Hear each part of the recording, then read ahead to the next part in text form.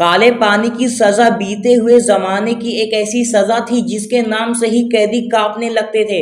दोस्तों, दरअसल ये एक जेल थी जिसे सेल्यूलर जेल के नाम से भी जाना जाता था और आज भी लोग इसे सेल्यूलर जेल के नाम से ही जानते हैं। एक होती है मौत की सजा और एक होती है वो मौत जो इंसान खुद अपने लिए मांगने लग जाए। कुछ ऐसा ही था आजादी की चाहत रखने वाले लोगों के लिए काले पानी की सजा के तौर पर, जहां पर जाने वाले कैदियों का वजन सिर्फ 15 से 20 किलो ही रह जाता था, जहां पर जाने वाले लोगों के शरीर में सिर्फ हड्डियां ही बाकी रह जाती थी। ये जेल अंडमान निकोबार द्वीप की राजधानी पोर्ट ब्लेयर में बनाई गई है। इसे अंग्रेजों द्वारा भारतीय आजादी संग्राम के सैनिकों को कैद रखने के लिए बनाया गया था, जो कि भारतीय भूमि से हजारों किलोमीटर दूर स्थित था। काला पानी का असल में अर्थ होता है मृत्यु, यानी कि जहां से कोई भी वापस ना आ पाए। हालांकि अंग्रेजों ने इसे सेल्यूलर नाम दे दिया था, जिसके पीछे एक हैरान कर देने वाली वजह भी थी। अंग्रेजों द्वारा भारत के आजादी वीरों पर किए गए अत्याचारों की मुख्य गवाह है ये काला पानी का जेल। इस जेल में जो कैदी मरना चाहते थे उन्हें तड़पा तड़पा कर जिंदा रखा जाता था। अंग्रेजों ने सोचा था कि आजादी के लिए आंदोलन किए गए लोगों को भारत से अलग रखा जाए, जो कि इस दुनिया से बहुत अलग हो। इसी तरह से अंग्रेजों ने खोज लिया समुद्र से घिरे हुए काले पानी के जेल को। 1857 की बगावत के बाद पकड़े गए लगभग 500 भारतीयों को बंदी बनाकर अंडमान निकोबार की जानिब रवाना कर दिया गया। कई दिनों के सफर के बाद वो लोग ऐसे द्वीप पर पहुंचे जहां पर हर तरफ मगरमच्छ, सांप और जंगल ही जंगल मौजूद था। मानो कि आज तक किसी इंसान ने वहां पर कदम तक न रखा हो।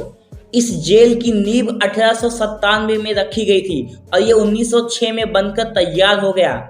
ये जेल चारों तरफ समुद्र से घिरी हुई है, जिसके चारों ओर सिर्फ समुद्र का पानी ही दिखाई देता है। इसे पार कर पाना किसी के लिए भी आसान नहीं था। जो भी कोशिश करता था वो समुद्र में ही डूबकर दम तोड़ देता था। यहाँ पर हर कैदी को अलग अलग रखा जाता था ताकि वो एक दूसरे से बात ना कर सके। ऐसे में कैदी बिल्कुल अकेले पड़ जाते थे और वो अकेलापन उनके लिए सबसे भयानक होता था। कहा जाता है कि इस जेल में न जाने कितने ही भारतीयों को फांसी की सजा दे दी गई है, जिसका कोई रिकॉर्ड ही मौजूद नहीं है। यहाँ पर मरने वालों की ना तो कब्र खोदी जाती है और ना ही नमाज जनाजा पढ़ा जाता है। ये दुनिया की पहली ऐसी जेल थी जिसका निर्माण उन लोगों ने किया था जिनको खुद यहाँ कैद होना था। इस जेल में कुल 698 काली कोठरियां बनाई गई थी और एक एक कोठरी 15 बाय 8 फीट की थी। इन कोठरियों में 3 मीटर की ऊंचाई पर रोशनदान बनाए गए थे ताकि कैदियों को सही से हवा तक न प्राप्त हो सके और ना ही वो किसी से बात कर सके। सेल्यूलर जेल में फांसी घर भी बना दिया गया था ताकि अंग्रेज जिसे चाहे फांसी की सजा के नाम पर ठिकाने लगा सके। इस जेल में बंद कैदियों से गुलामों की तरह काम लिया जाता था। यही वजह थी कि कुछ बंदी पागल हो जाते तो कुछ आत्महत्या करने पर मजबूर हो जाते और कुछ कैदी तो भूख हड़ताल पर भी बैठे थे जो ये सब नहीं देख सकते थे, तो उन्हें अंग्रेज जबरदस्ती खाना खिलाकर मारते थे। 3 कैदियों की तो मौत सिर्फ इसलिए हो गई थी कि उनके मुंह में जबरदस्ती खाना और पानी एक साथ डालकर खिलाया गया था, जिसकी वजह से उनके फेफड़ों में पानी जमा हो गया था और फिर वो तीनों बीमार होकर मर गए थे। फिर अंग्रेजों ने उन 3 लाशों को पत्थर बांधकर समुद्र में ही डुबो दिया था। इस जेल से कैदियों ने भागने में एड़ी चोटी का जोर लगा दिया था, लेकिन कोई भी अपनी मंशा में कामयाब नहीं हो सका। आपको जानकर हैरानी होगी कि एक बार यहाँ से 238 कैदियों ने एक साथ भागने की कोशिश की थी, लेकिन उन सबको पकड़ लिया गया।